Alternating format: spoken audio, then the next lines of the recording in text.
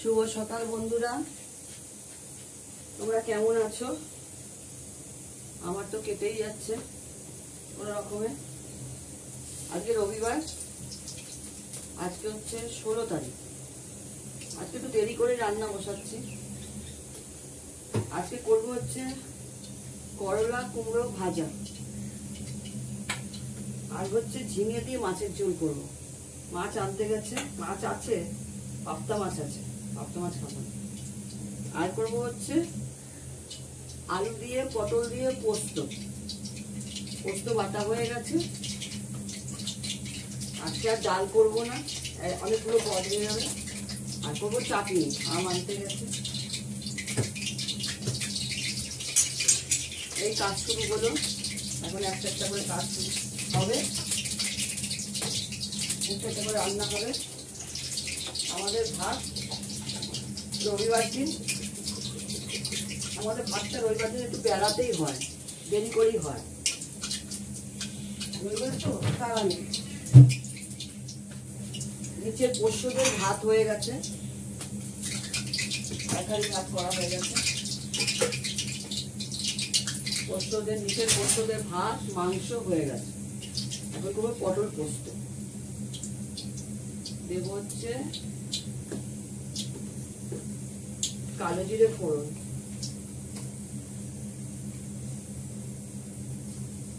মাছটা লাস্টে করবো, গন্ধ বেরিয়ে, মাছের গন্ধ বেরিয়ে। আজকে ডাল করবো না।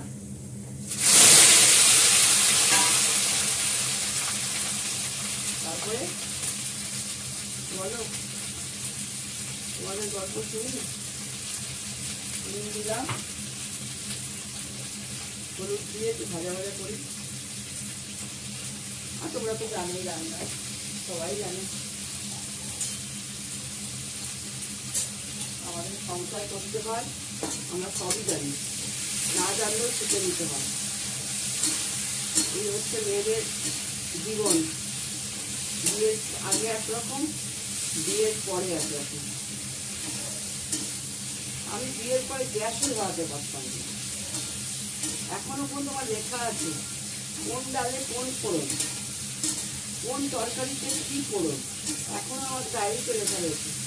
বিয়ের পর মিস্টার দত্তের কাছে শুনে শুনে সব লিখে রেখেছিলাম। অরড় ডালে কি ফোড়ন হবে, মটর ডালে কি ফোড়ন হবে, কাঁচা বিউলির ডালের কি ফোড়ন হবে, বিউলি মটর ডালে কি ফোড়ন হবে, মুসুরির ডালে কি ফোড়ন হবে, পেঁয়াজ দিলে কি ফোড়ন হবে, রসুন দিয়ে ফোড়ন দিলে মুসুরির ডালে কি ফোড়ন হবে, সব লেখা। এমনকি রান্নাও, মাছের ঝোল, কোন মাছের কি ফোড়ন দেবো, কিভাবে করলে তার ফোড়ন হবে।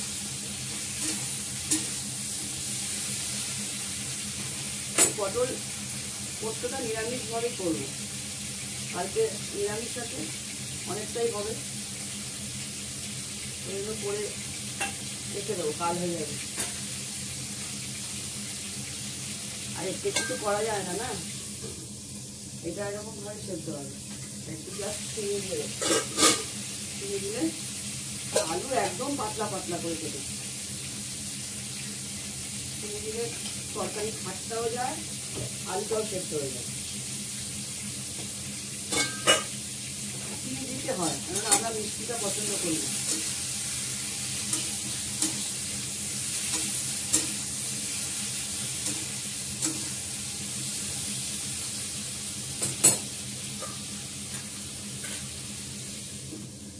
আমি শুনেছি এপার বাংলার লোকেরা একটু মিষ্টি ভালোবাসে তরকারি থেকে, শুনেছি। কিন্তু আমরা ওপার বাংলার তো, আমরা তরকারিতে মিষ্টিটা দিই না। এখন বাধ্য অল্প একটু একটু করে দিতে হয়, কেননা তা নাহলে এই তরকারির খাট জাতীয় জিনিসটা যাবে না। এত উল্টো পাল্টা জিনিস দিয়ে মানে সবজি তৈরি হয় এখন, ভালো লাগে না।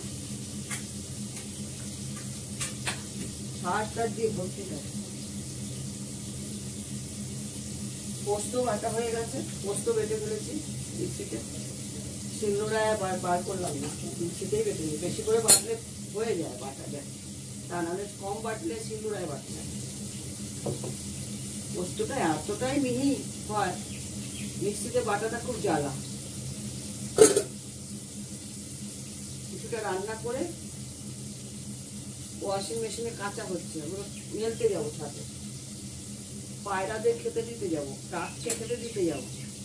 একবারে ভাত দিয়ে পায়রাকে সাদা ভাত আর কাককে মেটে দিয়ে ভাত মেখে দিই, সব কাক ছাদে।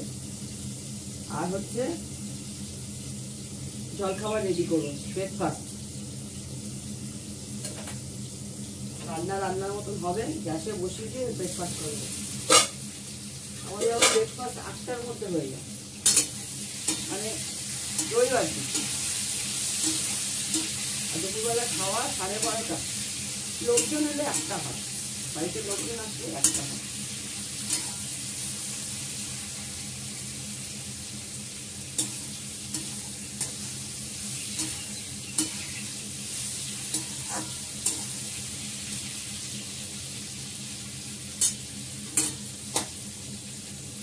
ভেজে ভেজে সেদ্ধ করি তো, জল দিই না, এই জন্য গাড়ি থাকতে হয়, মানে পোড়া গেলে কমিয়ে দিলে ব্যাস হয়ে গেল, আর হবে না খাওয়া দিলে।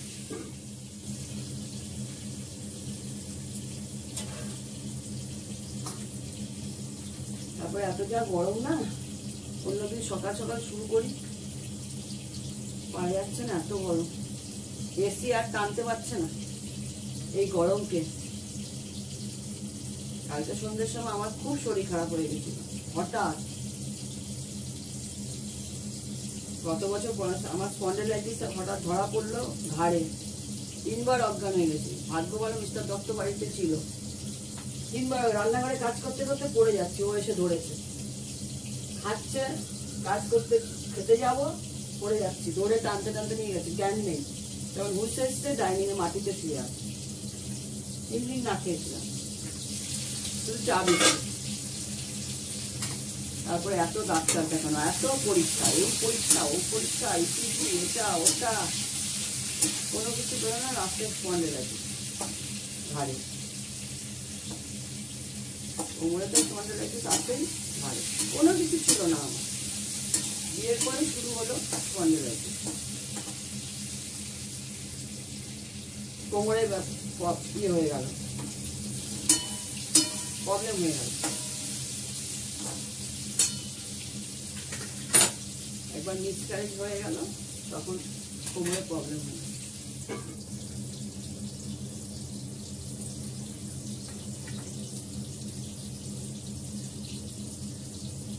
আমার বিয়ে হয়েছিল খুব তাড়াতাড়ি, 18 বছর বয়সে বিয়ে হয়ে গেল। 18 বছর বয়সে বিয়ে হয়ে যাওয়ার পর আমি এখানকার শ্বশুর বাড়ি কোনো কিছুই পারতাম না করতে, শাড়িও পরতে পারতাম না, একদম শাড়ি পরতে পারতাম না। ঘরে ম্যাক্সি পরা পছন্দ করতো না আমার আগেকার লোক, তো এরা ম্যাক্সি পরা পছন্দ করতো না। সারাদিন শাড়ি পরে থাকতাম, কি অসুবিধা হতো, কি কষ্ট হতো। তখন গরমটা অত বুঝতাম না, তখন এত গরম ছিলও না। আর বয়স কম থাকলে যা হয়, ছোট ছিলাম, অত গরমটা বুঝতাম না। এখনকার বাচ্চারা কম বয়সে বুঝে যাচ্ছে এত গরম। অত গরম ছিল, কিন্তু এত গরম ছিল না। এখন গাছ গাছারা সব কেটে দিয়ে ফ্ল্যাটের পর ফ্ল্যাট, ফ্ল্যাটের পর ফ্ল্যাট হয়ে যাচ্ছে। আমি তো থাকি উত্তরপাড়ায়।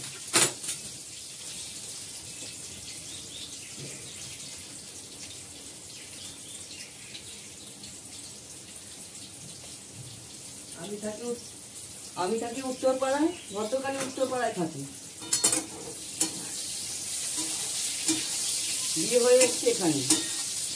এদের আদি বাড়ি ছিল বাংলাদেশে, মানে ঢাকায়। ঢাকা দেশ ভাগ হওয়ার আগে ওরা আলিপুরদুয়ারে বাড়ি করে, উত্তরবঙ্গে। আমি যাই, মাঝে মাঝে যাই, 2-3 মাস অন্তর অন্তর যাই। আমাকে যেতে হয়, এরা অফিস করতে যেতে পারে না। 4-5 দিনের জন্য যাই, রান্না করে রেখে যাই, ডগের জন্য, ওর জন্য, মিস্টার দত্তের জন্য রান্না করে রেখে তারপরে যাই। ও শুধু জাস্ট গরম করে ডগকে দেয়, আমার বাড়ির ডগকে, আর নিজে খায়, খেয়ে অফিস চলে যায়। ও ভালো ঘরের মধ্যে থাকে। আবার সন্ধ্যাবেলা এসে ওকে বিস্কুট দেয়, তারপরে নিজেই খায়। পারে, মোটামুটি করতে পারে মিস্টার দত্ত, কিন্তু বেকার ছেলেরা বুঝতেই পারছেন, বেকার ছেলেরা অতটা সড় বড় না, ওরা কাজ করবে অনেক ছড়িয়ে বড়িয়ে কাজ করবে। বাসন রেখে যায়, রুটি করে রেখে যায়, রুটির তরকারি করে রেখে যায়, আবার একটা সময় বদমাশি করে নিজেও করে নেয়। না তোমার করতে হবে না, আমি করে নেবো, নিজে করে নেবো। রুটি কম হয়ে গেল, শেষ হয়ে গেলে আবার নিজে রুটি করবে। বাড়িতে এসে দেখি রুটি করে। আমি যখন যাই কাঞ্চনকন্যা কিনি, ঢুকে যাই 7:30টার মতো বাইরে চলে যায়।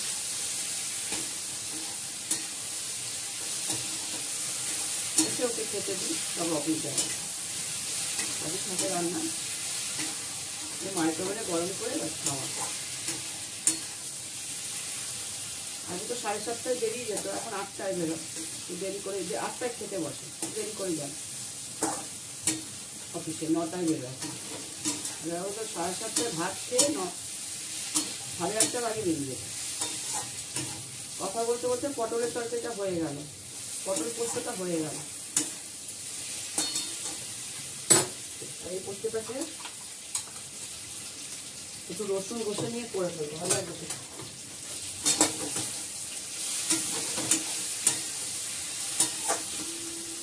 এইসব হলে এইসব দিয়ে খাওয়া যায়, আর কিছু লাগে না।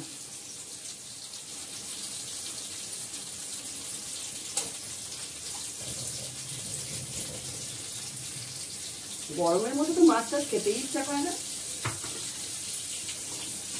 আমি দুপুরবেলা একটুখানি ভাত নিয়ে অনেকটাই খাই, আর একটু চাটনি হলে, টমটা হলে ফটাফট খেয়ে নিলাম, একটুখানি ভাত। ব্যাস, না খেলে নয়, খেতে হয়, পেটটাকে ভর্তি করে নি। ব্যাস, খাওয়ার ইচ্ছা চলে গেছে এত গরমে, আবার গরমে খাওয়ার ইচ্ছা চলে গেছে।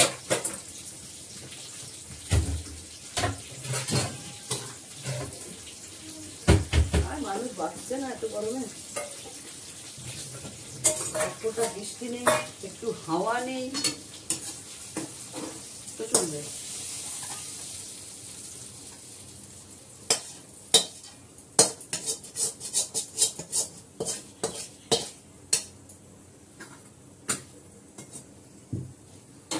করলা এনেছো? এই করলাটা দাও, কেটে ভাজাটা বসিয়ে লাস্টে মাছ করবো। এই যে হয়ে গেছে পোস্ত, পরে দেখাবো।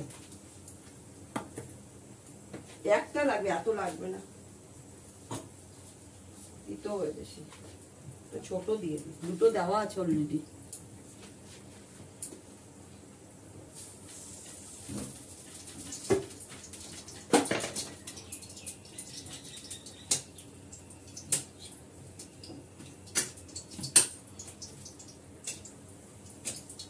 বাবুর পেয়ারাটা ইয়ের মধ্যে রেখে দিয়েছি কেটে।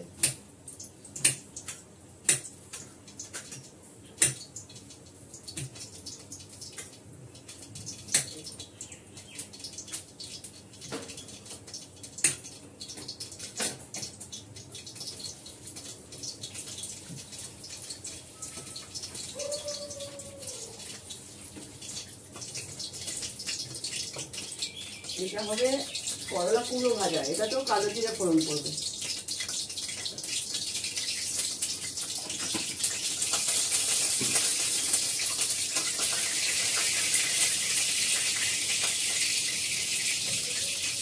একটু জল পড়লেই হলো।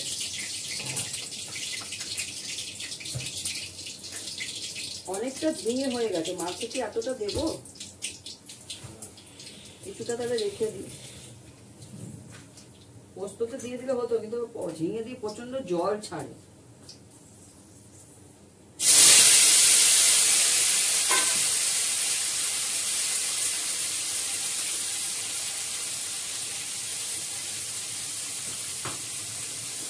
মেশিনে কাঁচা হয়ে গেছে, এবার যাবো ছাদে নিয়েছে, ঢাকা দিয়ে রেখে দিয়েছিলাম।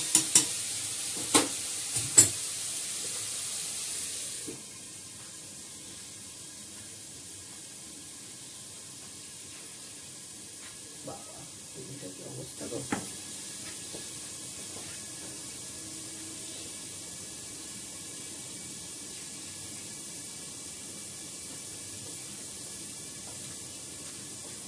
ডাল করছি না, অনেকগুলো পদ হয়ে গেছে, চাটনি করবো।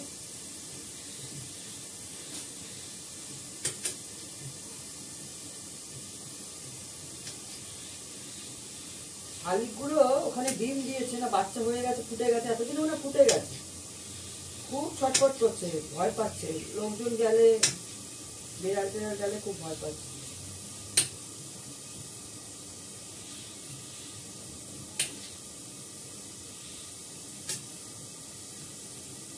সবাই এখন ফ্ল্যাট করে ফ্ল্যাটের সামনে খাইয়ে ঝুলিয়ে দিচ্ছে, খাবার দিয়ে দিচ্ছে কি সুন্দর পাত্রে, বারান্দায় ডাউন এনে দিচ্ছে আর জল দিয়ে দিচ্ছে, সব পাখিরা এসে খাচ্ছে।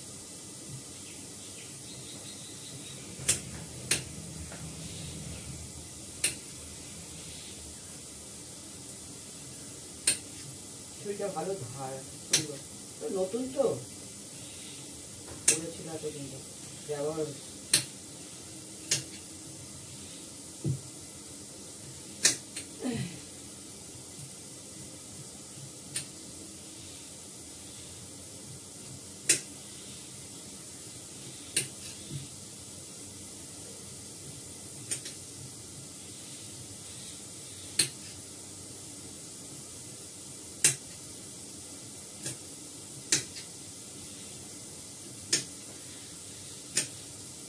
বক্স জানলাগুলোর মধ্যে না একটা করে ভালো দড়ি লাগিয়ে দেবো,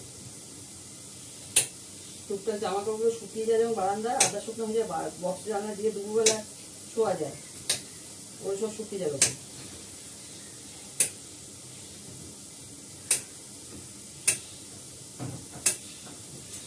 এই বয়সে আমি আটি হয়ে গেছে, এত ছোট ছোট আম আটি হয়ে গেছে। অফিসের আমগুলো কি সুন্দর, কত বড় হয়েও আটি ছিল না। অবশ্য আমের ব্যাপার আছে, অনেক আমের যে টিয়া পাতার মতো ছোটটা হয় সেই আমের আটি হয় না, ব্যাকার হতে হবে আমের মুখটা।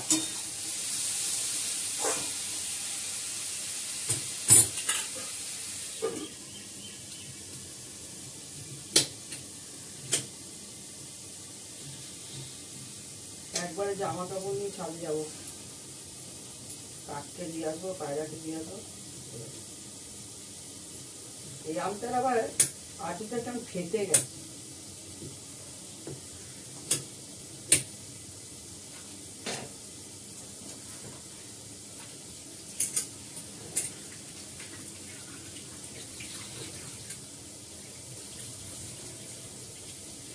আমটা ধোয়া হয়ে গেল, কেটে নিলাম।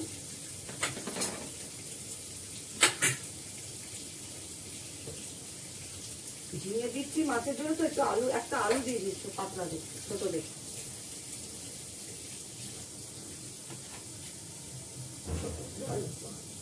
আজকে হবে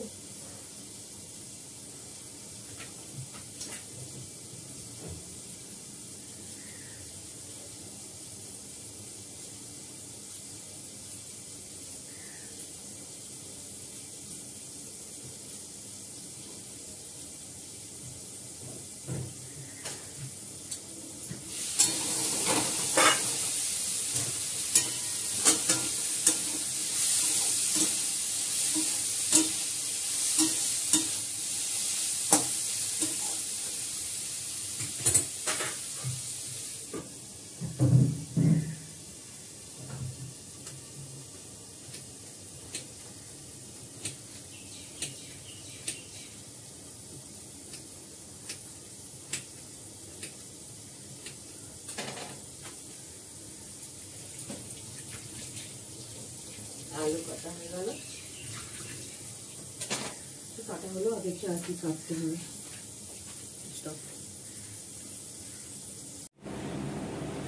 পটল আলু পোস্ত, পোস্ত বাটা, করলা কুমড়ো ভাজা, আমের টক, কাতলা মাছ ঝিঙে আলু দিয়ে ঝোল, ব্রেকফাস্ট, ডিম পাউরুটি, চা, সেকেন্ড বার।